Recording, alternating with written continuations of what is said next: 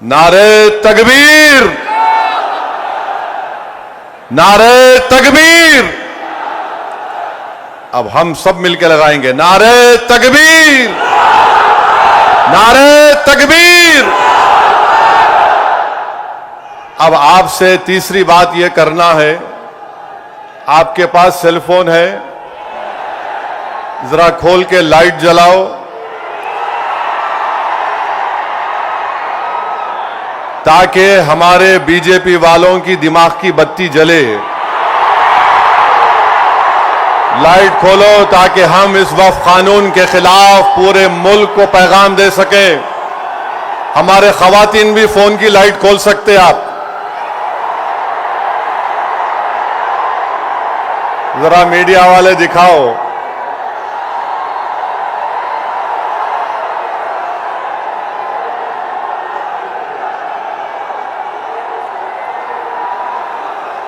अब जरा जेब में रख लो फोन को। आपसे अहम बात यह कह रहा हूं कि अब जब जलसा खत्म हो के यहां से आप निकलेंगे, आप लोग पुरअमन तरीके से अपने अपने मुकामात को जाएंगे। आप झंडे लहराते हुए नहीं जाएंगे, सब्र और तहम्मुल का मुजाहरा करते हुए सरजमीन हैदराबाद के अमन को और मजबूत करते हुए आप यहां से जाएंगे ना आराम से इंशाअल्लाह। और घर को जाके बैठना नहीं, ईशा की नमाज गोल नहीं करना। ईशा पढ़ना है मेरे को भी और आपको भी, तो ईशा भी पढ़ेंगे ना आप। अब मसला यह है कि किसी शायर ने अच्छा कहा था, जब ज़मीर और ज़र्फ का सौदा हो दोस्तों, जब ज़मीर और ज़र्फ का सौदा हो दोस्तों, कायम रहो हुसैन के इनकार की तरह।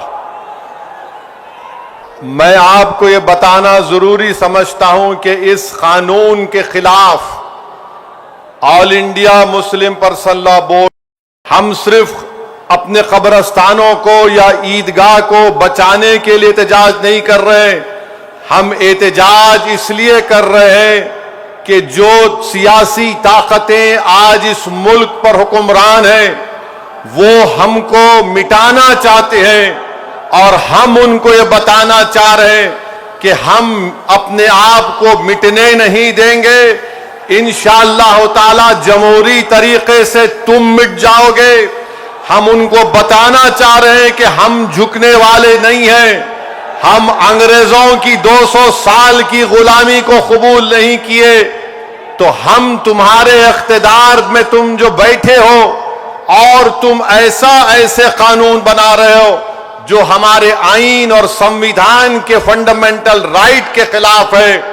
मैंने पार्लियामेंट में उस कानून को फाड़ा तो सिर्फ अपने तौर पर नहीं फाड़ा, बल्कि भारत के गयूर तमाम हिंदुस्तानियों की तरफ से उस कानून को फाड़ा, जो हिंदू भी है, मुसलमान भी है, सिख भी है, ईसाई भी है, जो आज भी इस मुल्क की खूबसूरती को पहचानते हैं। भारत की खूबसूरती उसका इत्तेहाद है, भारत की खूबसूरती उसका भाईचारा है। भारत की खूबसूरती नरेंद्र मोदी नहीं है मेरे अजीज दोस्तों और बुजुर्गों। भारत की खूबसूरती उसका भाईचारा है। भारत की खूबसूरती उसकी मस्जिद भी है, मंदिर भी है, दरगाहें भी है, खानकाएं भी है। और जो लोग इस भाईचारगी को खत्म करना चाहते हैं, वो भारत को कमजोर कर रहे हैं। तो हमारा एहतजाज इसलिए भी है कि वो लोग जो हमको सफ़े हस्ती से मिटाना चाहते हैं, हम उनको पैगाम देना चाहते हैं कि हम मिटने वाले नहीं हैं। मैं बार बार कह चुका हूं, जब तक हम दुनिया में जिंदा है कयामत नहीं आएगी। जिस दिन हम चले जाएंगे सूर फूका जाएगा, याद रखो। और अगर बीजेपी ये समझ रही है कि उन्होंने 2014 में इख्तिदार पर आए तो पहले ट्रिपल तलाक का ऐसा कानून बनाया जो मुस्लिम खवातीन के खिलाफ बनाया, फिर उसके बाद उन्होंने CAA का कानून मजहब की बुनियाद पर बनाया, फिर उसके बाद उन्होंने यूएपीए के कानून को गंदे तरीके से उसको और ताकतवर बना दिया। फिर उसके बाद उन्होंने मजहब तब्दीली का कानून अपनी अपनी बीजेपी जहां पर इख्तिदार में रियासत में बनाया। फिर अब वो यूनिफॉर्म सिविल कोड बनाने की बात कर रहे हैं। 11 साल से नरेंद्र मोदी सिर्फ मुसलमानों की मजहबी शनाख्त पर हमला कर रहे हैं। 11 साल से नरेंद्र मोदी सिर्फ मुसलमानों की मस्जिदों को छीनने की कोशिश कर रहे हैं। 11 साल से नरेंद्र मोदी मुस्लिम खवातीन को ताकतवर बनाने के बजाय उनके सरों से हिजाब को छीन रहे हैं। 11 साल से नरेंद्र मोदी बुलडोजरों के जरिए सबसे ज्यादा दलित और मुसलमानों के घरों को तोड़ दिया। अब यूनिफॉर्म सिविल कोड के नाम पर हमारी शरीयत को हमसे छीनना चाहते हैं। वो शरीयत जो शरीयत एप्लीकेशन एक्ट 1937 है, जब संविधान बन रहा था तो बाबा साहेब अंबेडकर ने कहा था कि शरीयत एप्लीकेशन एक्ट बरकरार रहेगा, मगर आज नरेंद्र मोदी ये समझते हैं कि मैं बाबा साहेब अंबेडकर से बड़ा दूरंदेश हूं। मिस्टर मोदी, आप अंबेडकर के पैर की धूल भी नहीं है, इस बात को याद रख लो आप। मेरे अजीज दोस्तों और बुजुर्गों, और दूसरी बात यह, मैं आपसे कह रहा हूं कि अपने सफों में इत्तेहाद को मजबूत रखिए।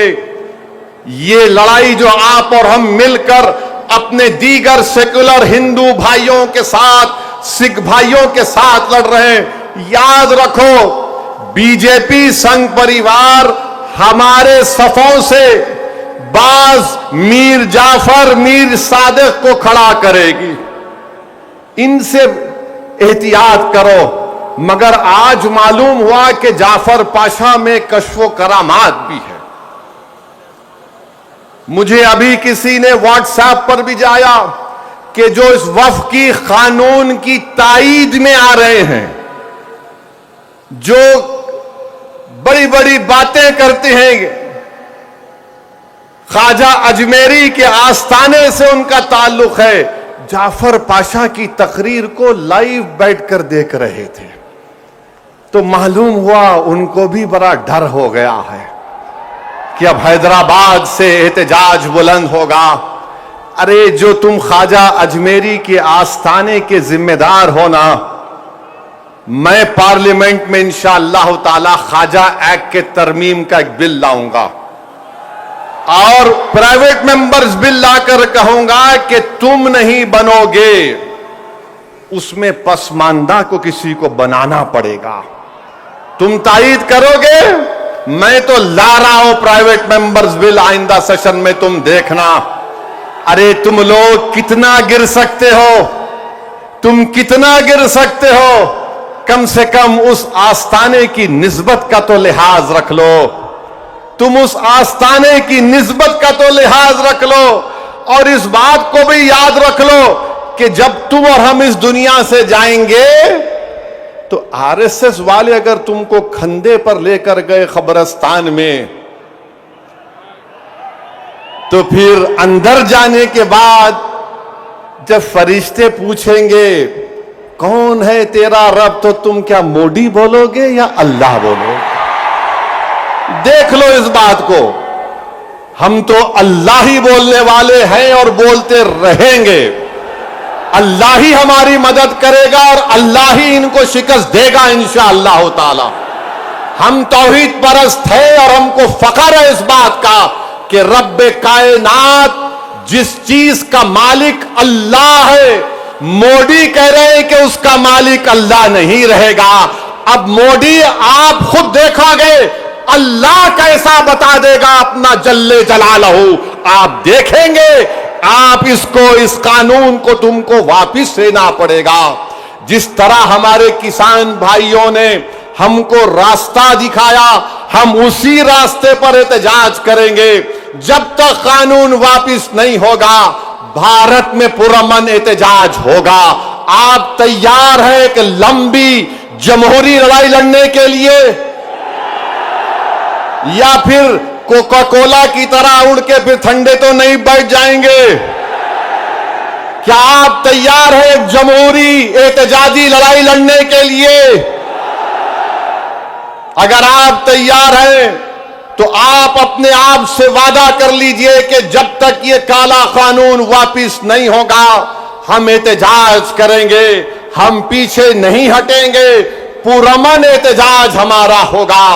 याद रखो मेरे अजीज दोस्तों और बुजुर्गों, हम अल्लाह जिस जमीन का, जिस जायदाद का मालिक है उसकी हिफाजत के लिए आगे बढ़ रहे हैं। हम अल्लाह के घर की हिफाजत के लिए आगे बढ़ रहे हैं।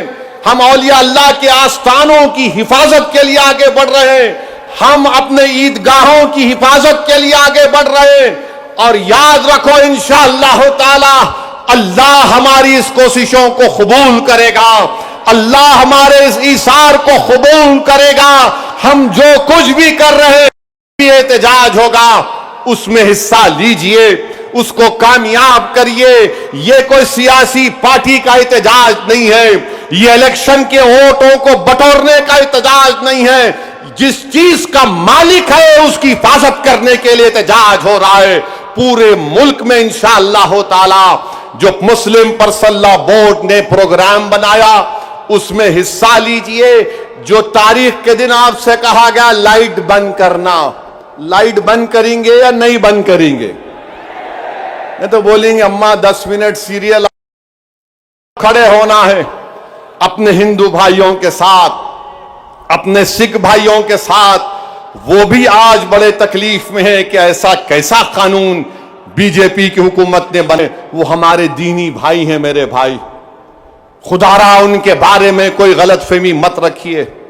मैं आपको बता रहा हूं नरेंद्र मोदी ने इस मुल्क को गुमराह किया। मैं और अब्दुल्ला साहब हम लोग पार्लियामेंट की कमेटी के मेंबर थे। Mr. Abdullah, I am saying to the people of Hyderabad and to the people of India that during the deliberations of the Joint Working Committee, the Bora community had come, Dawoodi Bora community had come to the committee along with King's Counsel, Mr. Salve, Harish Salve, and they had given a representation. You remember, they wanted exclusion from the Waqf Act. They had clearly said we have nothing to do with this bill. The Dawoodi Bora have clearly stated that in 1962 the Supreme Court has given them a definite definition of religious denomination. The Dawoodi Bora have said, if you remember, that they believe in the concept of Dail Mutlaq, and this Waqf bill goes contrary to that. It is part of their faith. मैंने ये कहा कि अपने दाऊदी बोरा भाइयों की ईमानदारी पर हरगिज शक मत करो। नरेंद्र मोदी हमारे इत्तेहाद को कमजोर करना चाहते हैं। दाऊदी बोरा के लोग पार्लियामेंट की कमेटी के पास आए थे, लंदन से मायानाज वकील किंग काउंसिल जनाब हरीश साल्वे साहब को लाकर पार्लियामेंट की कमेटी के सामने कहा कि हम 2024 का कानून नहीं चाहिए, हमको वक्फ से अलहदा करो। क्योंकि दाऊदी बोरा जो शियाओं की ब्रांच है, उन्होंने कहा कि हमारे पास दाइल और मुतलक है। उनके जो रूहानी पेशा है मुफद्दल साहब, अल्लाह उनको सलामत रखे, वो उनकी मौजूदगी में कोई मुतवल्ली नहीं हो सकता। लिख कर दिया उन्होंने कि हमको इस वक्फ एक्ट से लेना देना नियम को निकाल दो। तो ये इनको बुलाया गया, मोदी ने बुलाया इनको, और नरेंद्र मोदी ने कितना गुमराहकुन बात की। बैठ के कहा कि मैंने 3 साल पहले ये बिल बना दिया, आप लोगों को नहीं मालूम होगा, मैंने भिजा दिया आपको और कहा कि कॉमा फुल स्टॉप लिख दो। मोदी ये पैगाम दे रहे हैं भारत के सेकुलर हिंदू भाई बहनों को, सिखों को और मुसलमानों को, मैं तो नहीं लाया है बिल, ये तो ये लोग बोल के लाया मैं। आप समझ रहे हमारी बात को? और हम जब कमेटी में थे, हम मिनिस्ट्री ऑफ माइनॉरिटी अफेयर से पूछे कि कानून तुम क्यों लाए, क्या तुमने मुसलमानों से बातचीत की, क्या तुमने इस बिल के बारे में बात की? एक वर्ड नहीं बोल सके वो लोग। The committee when called the Ministry of Minority Affairs, they didn't have anything to say. Why did they bring this bill? You are witness to it.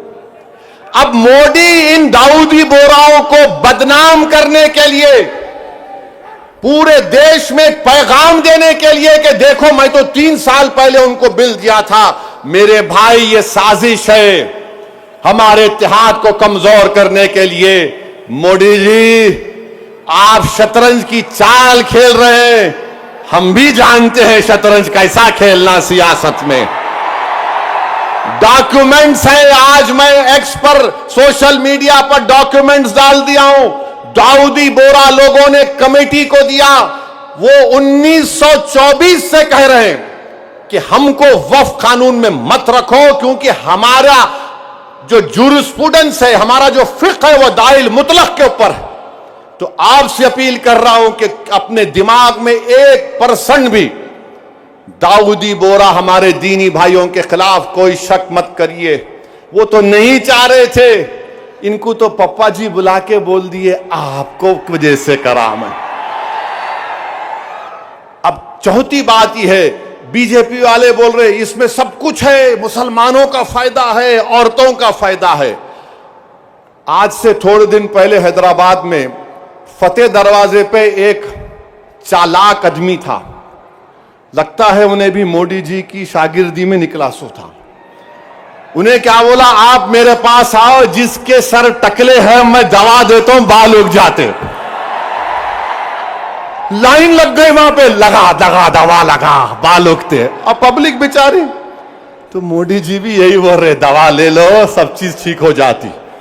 इनकी दवा नहीं है, ये दवा मौत है। ये दवा नहीं दे रहे, मौत का पैगाम दे रहे। ये वक्फ को छीनने के लिए ला रहे हैं।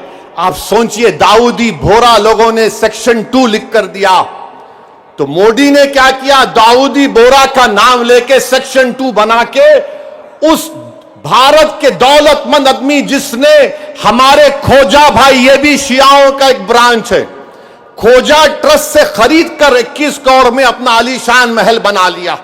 सेक्शन 2 का फायदा उस शख्स को होगा। हम हैदराबाद में क्या बोलते, किसकी दुकान पे किसकी फातिया, क्या बोलते, नाना मामू की दुकान पे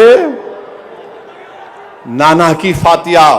तो दाऊदी बोरा को सामने रख के मुकेश भाई की फातिया पढ़ दी है इन्होंने काम कर दिया। सेक्शन 2 से उनको फायदा होगा। तो आपको और हमको मुत्तहिद रहना है, शिया सुन्नी इत्तेहाद को मजबूत रखना है। आप शिया सुन्नी इत्तेहाद को मजबूत रखेंगे ना मेरे भाई, ये all India Muslim personal law board के प्लेटफॉर्म पर शिया भी है, सुन्नी भी है। ये पैगाम मुस्लिम पर्सनल लॉ बोर्ड देता है कि हम अपने इत्तेहाद को मजबूत रखें। दाऊदी बोरा को मोदी धोखा दे दिए, उनके नाम को इस्तेमाल करके मुकेश भाई को बोले लो गुलाब जामुन खाओ एंड बी हैप्पी। उनके अच्छे दिन आ गए। तो मेरे अजीज दोस्तों और बुजुर्गों, छठी बात आपसे अर्ज करना चाह रहा था वो ये है कि सदर साहब ने बहुत सी बातें आपके सामने रख दी कि सुप्रीम कोर्ट ने रिलीफ दिया है, मगर आज भी हम वक्फ की जायदाद को खो रहे हैं। लिमिटेशन एक्ट अप्लाई हो गया, जो 12 साल से काबिज है वो मालिक बन रहा है। 6 महीने के अंदर पोर्टल पर चढ़ाना है, नहीं चढ़ाए तो वक्फ से चले जाएगा। वक्फ इवैक्यू प्रॉपर्टीज निकल गई हमारे हाथ से। 100 एकड़ जमीन है पंजाब हरियाणा में जो आज गवर्नमेंट उस पर काबिज हो चुकी है। रिपोर्ट आई कि उत्तर प्रदेश में 500 से ज्यादा वक्फ प्रॉपर्टीज को उत्तर प्रदेश की सरकार ने गवर्नमेंट की प्रॉपर्टी डिक्लेयर कर दिया। तो मेरे अजीज दोस्तों और बुजुर्गों, और इसमें एक है वक्फ अल औलाद अब नहीं कर सकेंगे आप। वक्फ अल औलाद के बारे में कह रहे हैं कि बच्ची का शेर मार के कोई वक्फ अल औलाद नहीं कर सकता। अरे मैं अल्लाह को दे रहा हूं, अपने बेटे बेटी को मालिक नहीं बना रहा हूं।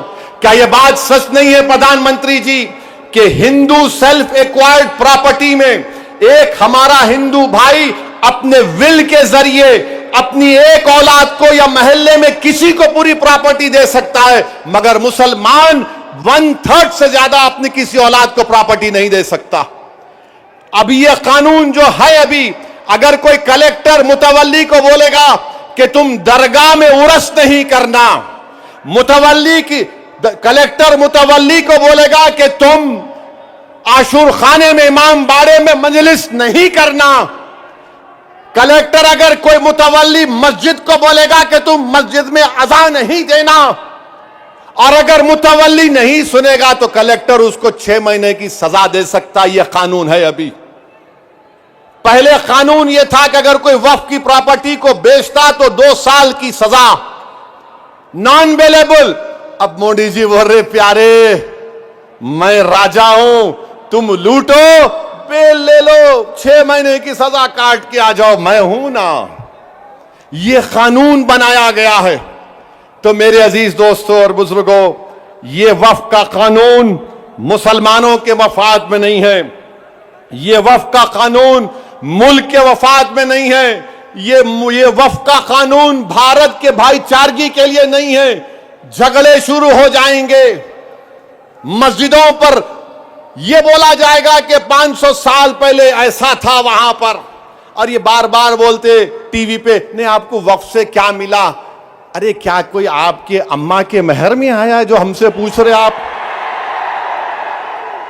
वक्फ से क्या मिला क्या नहीं मिला? हमारे को हमारी आखिरत मिलती वक्फ को बचाए तो।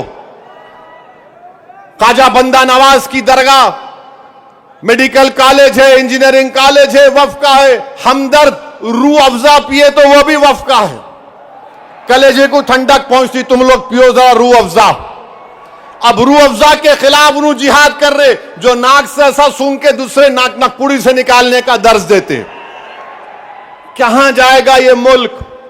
हद तो ये हो गई मेरे अजीज दोस्तों और बुजुर्गों कि अब कोई ये कह रहा है कि चीफ जस्टिस के फैसले के बाद इस देश में मजहबी जंग शुरू हो जाएगी। नरेंद्र मोदी जी, आप इख्तिदार पर हैं, आपकी पार्टी के लोग इस तरह की बात करेंगे?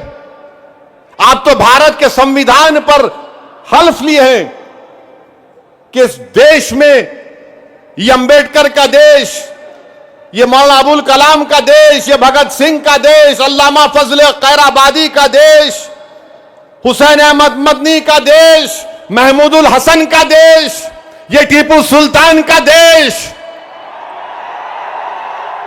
यहां बोल रहे मजहबी जंग शुरू हो जाएंगी। मोदी जी, बाबरी मस्जिद का फैसला हमारे खिलाफ आया तो क्या हमने ये जुमला कहा था कि मजहबी जंग शुरू हो जाएगी? हमने कहा था कि supreme court is supreme but infallible, but not infallible. Babri मस्जिद को तोड़ने वालों का क्रिमिनल केस का फैसला आया, किसी को सजा नहीं हुई। हमने कहा कि मजहबी जंग शुरू हो जाएगी। 5-5 साल से बच्चों की बेल नहीं रहे, उनकी मां बाप मर रहे हैं, मर गए हैं। हमने ये कहा कि मजहबी जंग शुरू हो जाएगी।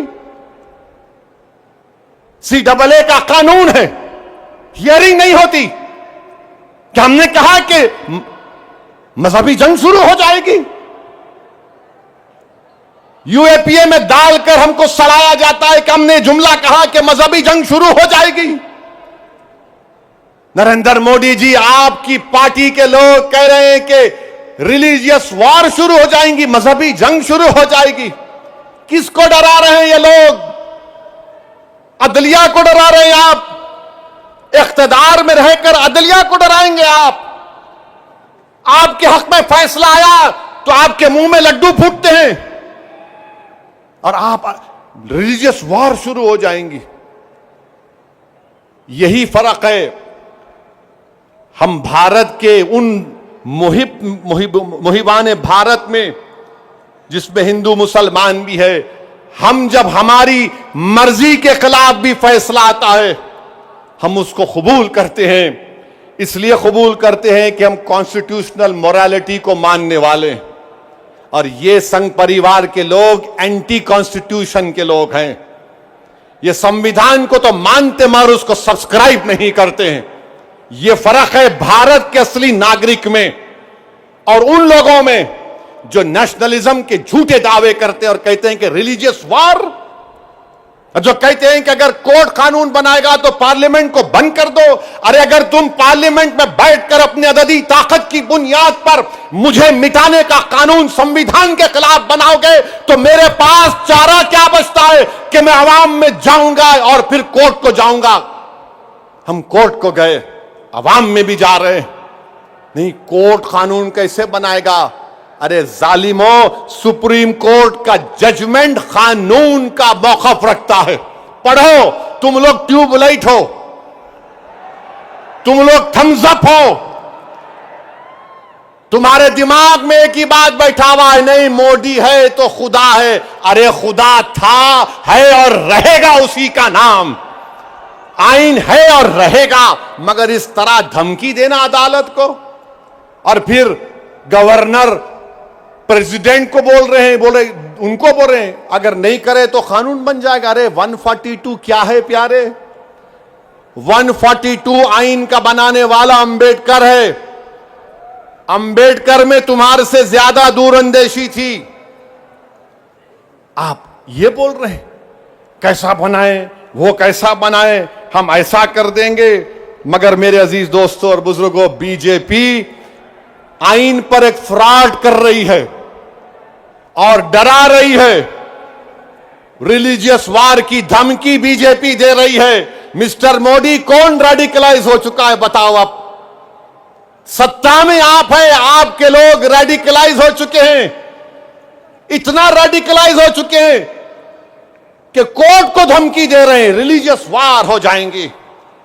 मोदी जी, अगर ये धमकी देने वालों को आप नहीं रोकेंगे, देश कमजोर होगा और देश कभी भी माफ नहीं करेगा। आज सत्ता इख्तिदार आपके पास है, कल नहीं रहेगा इंशाअल्लाह ताला, कल नहीं रहेगा इंशाअल्लाह ताला। अब भारत का हिंदू भी जान चुका है कि वक्फ का कानून बनाए तो क्या मेरे को नौकरी मिलती। हिंदू जान चुका है कि मुसलमानों की नफरत को दिखाकर, मुसलमानों को डराकर वोट बटोरती आई बीजेपी। दिखाने के लिए कुछ नहीं है। 4.5-5% नौजवानों में बेरोजगारी है। उनके बेरोजगारी को दूर करने का कोई प्रोग्राम नहीं, मगर सिर्फ मुसलमानों को नफरत का निशान बना दो। तो मैं हमारे हिंदू भाइयों से भी अपील कर रहा हूं, जो आपके एंडोमेंट बोर्ड के लिए अच्छा है वो हमारे लिए भी अच्छा होना चाहिए। जो सिख गुरुद्वारा प्रबंधक कमेटी के लिए अच्छा है वो हमारे लिए भी अच्छा होना चाहिए। हमारा मुतालबा सिर्फ यही है कि हम अपनी वक्फ की जायदादों की हिफाजत कर सकें। और ये लोग बोलते नहीं, वो उन्होंने ऐसा कर रहे, आजकल मुझ पर भी उंगली उठा रहे। मेरे भाई, मेरी उम्र दरियाफ्ती की नहीं है अब। और तुम याद रखो, तुम जो कुछ बोल रहे हैं ना, मैं सियासतदान भी हूं और आधा वकील भी हूं। तो तुम्हारा वीडियो है मेरे पास, तुमको हैदराबाद आना पड़ेगा प्यारे। तुमको शॉपिंग कराएंगे। You want to see shopping, will show you shopping. जो बोले जा रहे। अगर हम अपनी जबान से बोलना शुरू करें ना, तो तुम्हारा लुत्फा कहां से आए बोल सकता हूं मैं। याद रखो, माफ करना, उलमाए कराम की मौजूदगी में बोल रहा हूं। वक्फ की कानून की मुखालिफत किस बुनियाद पर की जा रही है आप देखो। ये हो जाएगा, वो हो जाएगा, कुछ नहीं होगा, सिर्फ जायदादों को लूटने के लिए किया जा रहा है। तो इंशाअल्लाह ताला जो पर्सनल लॉ बोर्ड का एहतजाज पूरे तेलंगाना में होगा, मुल्क में होगा, अब तालकटोरा स्टेडियम में भी 22 को होगा। मैं हमारे तमाम से अपील कर रहा हूं, इसको कामयाब करिए। आपसे भी अपील कर रहा हूं कि हमको एक लंबी लड़ाई लड़ना है जमहूरियत में। कानूनी लड़ाई लड़ रहे हमारे वकील, अल्लाह हमारे वकला को सलामत रखे, अल्लाह उनको और हिम्मत दे, और अल्लाह हमको हिम्मत दे, अल्लाह हमारे ईमान को सलामत रखे। याद रखो मुसलमानों, बगैर ईमान के हम एक जिंदा लाश की तरह हैं, बगैर मस्जिदों के हम कुछ नहीं हैं। बगैर जायदादों के जिसका मालिक अल्लाह अगर कोई और कब्जा कर लेगा तो हम क्या जवाब देंगे रब्बे कायनात के सामने। थोड़ी तकलीफ उठाना पड़ेगा। आज मगरिब की नमाज पढ़ते वक्त इस चादर के नीचे कंकर हमारे घुटनों को चुबा रहे थे और हम उम्मीद कर रहे थे कि इमाम साहब जल्दी नमाज खत्म कर लेंगे। आधे मिनट के लिए सोचो कि 50,000 फलस्तीनी शहीद हो गए मेरे भाई, 11 लाख बेघर हो गए, 15,000 बच्चे मारे गए, 18-17,000 के करीब खवातीन शहीद हो गई हैं। मगर उनका जज्बा देखो, वो कह रहे हैं कि हम मरने को तैयार हैं मगर अपने ईमान का सौदा करने के लिए तैयार नहीं। तो भारत के लोगों तुमको मजलूमों से आवाज आ रही है कि हक की कामयाबी के लिए, बातिल को शिकस्त देने के लिए हम 75 साल से अपनी नस्लों को कुर्बान कर दिए। तुमने और हमने नजारे देखे कि एक मां कह रही है अपने बेटे के कफन के सामने, कह रही है कि रसूल अल्लाह सल्लल्लाहु अलैहि वसल्लम मैं अपने बेटे को आपके पास रवाना कर रही हूं। हम एक बाप को सुन रहे हैं बोलते हुए अपने बेटे के लाश के सामने कि या रसूल अल्लाह सल्लल्लाहु अलैहि वसल्लम जो दुनिया खामोश बैठी हुई है आप उनकी शिफा नहीं करेंगे अचर के मैदान में। मेरे अजीज दोस्तों और बुजुर्गों, हमको सिर्फ पुरअमन एहतजाज करना है ताकि हम आने वाली नस्लों को बता सकें कि 2025 में ऐसे भी नौजवान और बुजुर्ग और खवातीन थे जिन्होंने वक्त के फिरौन के सामने झुकने की तो बात तो छोड़ो, उन्होंने उसकी तकालीफ पर उफ भी नहीं कहा। हम जमहूरी तरीके से लड़ेंगे। हमारे किसान भाइयों ने हमको रास्ता बताया, कानून को वापस लेना पड़ेगा। जैसा कि मुस्लिम पर्सनल लॉ बोर्ड का नारा है, देश बचाओ, संविधान बचाओ, वक्त बचाओ। तो नारा लगाओ, संविधान बचाओ, वक्त बचाओ, संविधान बचाओ, वक्त बचाओ। आप साथ है ना हमारे इंशाअल्लाह ताला। याद रखो, तुम साथ भी नहीं है तो हम हुसैन का परचम लेकर करबला में उतर जाएंगे, क्योंकि अगर तुम साथ होगे तो यजीद को मालूम हो जाएगा कि ये हुसैन के गुलाम हैं, ये ताकत को देखकर झुकने वाले नहीं हैं। तो मेरे अजीज दोस्तों और बुजुर्गों, पुरअमन तरीके से अपने अपने घर को रवाना होइए, झंडे मत लहराइए। अब नारे लगाने का यहां पे वक्त खत्म हो चुका है। पुरअमन तरीके से अपने घरों को जाइए। बड़ी तादाद में हमारी माँ और बहनें भी आई हैं, मैं उनका शुक्रिया अदा करता हूं। नारे तकबीर, अस्सलाम वालेकुम व रहमतुल्लाहि व बरकातहू।